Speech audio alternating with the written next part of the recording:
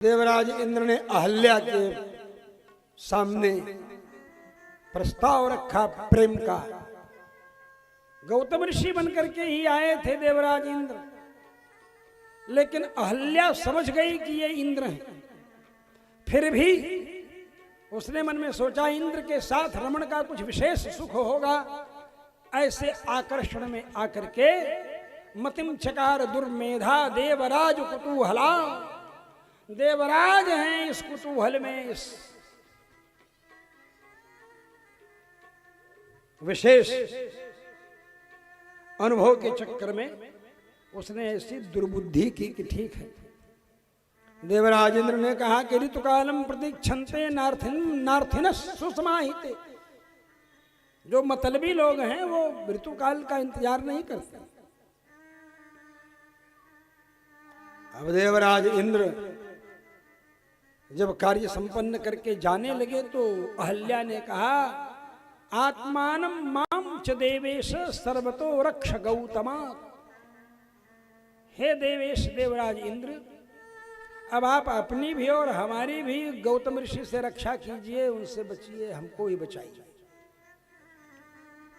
इंद्र हंसते हुए कहे कोई चिंता मत करो। जैसे उस झोपड़ी से बाहर निकल रहे थे तैसे सामने देखा गौतम ऋषि,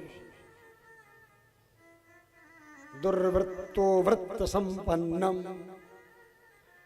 दुराचारी इंद्र ने सदाचारी गौतम को देखा तो देखते थर थर थर थर कांप। इंद्र है, स्वर्ग का स्वामी है, लेकिन अपराधी अपराध करते रंगे हाथों पकड़ा जाए तो थर थर कांपता है। देवराज इंद्र थरथरा रहे थे। गौतम ऋषि ने साफ दिया कि मेरा रूप बना करके तुमने जो आचरण किया है, जाओ विफलस्तुम भविष्य। तुम्हारे शरीर में जो तुम्हारा अंडकोश है यही गिर जाए, समाप्त। वीर्य निर्माण करने का यंत्र ही गिर गया। अब क्या करना? अपना समूह बनाए, हमारे लाज के देवताओं के पास आ गए स्वर्ग में। यहां अहल्या को भी शाप। लोग कहते हैं अहल्या की कोई गलती नहीं थी, तो गौतम ऋषि ने क्यों शाप दिया? भाई आप पढ़ो तो पहले ठीक से। आप पढ़बे नहीं करोगे और आरोप लगाने लगोगे। इसलिए कहता हूं कि एक बार वाल्मीकि रामायण हिंदी अनुवाद सहित आप लोग पढ़ जाइए। पढ़िएगा तो सब रहस्य आपको मालूम होंगे। हम तो कुंजी कुंजी थोड़ी थोड़ी बता रहे हैं, पढ़ोगे तो बहुत कुछ मालूम होगा। देवराज इंद्र को शाप दिया, अहल्या को क्यों दिया? इसलिए क्योंकि अहल्या जान गई थी कि ये इंद्र हैं, लेकिन फिर भी इंद्र के साथ रमण का कुछ विशेष सुख होगा, इस चक्कर में आकर के उसने किया, तो उसको भी शाप दिया। शैली भव पाषाणी हो, पत्थर की। वही बोल रहे हैं कहानी सुना करके। गौतम ऋषि ने कहा कि जब राम जी आएंगे यहां तभी तुम पवित्र हो। इसलिए विश्वामित्र जी ने कहा गौतम नारी शापवश उपल देह धरि धीर, चरण कमल रज चाहती कृपा करो रघु। ये गौतम की नारी है अहल्या, ये आपके चरणों की धूल चाहती है। भगवान ने कहा ये ब्राह्मणी है, मैं बाबू साहब हूँ, क्षत्रिय हूँ, अपने पैर की धूल कैसे दूं? बोले अभी तो गौतम ऋषि इसको छोड़ के जा चुके हैं, तो अभी पाषाणी है। गौतम ऋषि थे तब तक मान लो थी ब्राह्मण, अब तो ये पाषाणी।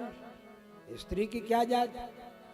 भाई पाठक की छोरी शुक्ल के यहाँ गई तो शुक्लाइन हो गई, शुक्ल की छोरी तिवारी के यहाँ गई तो तिवराइन हो गई, तिवारी की छोरी मिस्र के यहाँ गई तो मिस्राइन हो गई।